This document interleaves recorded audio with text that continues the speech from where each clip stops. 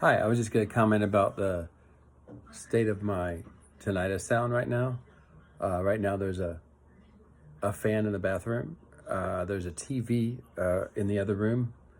And it took me a moment to try to find the sound. I couldn't find it very easily. So I sometimes get like that. And there's also some noise outside.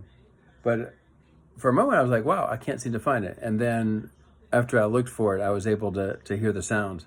So sometimes, now that it's been more than 3 years since I first got it, I get where I have trouble finding it. Even back then, I did sometimes, maybe like right after I woke up. But do you ever have that, like where you have trouble finding it because you've had it for a while?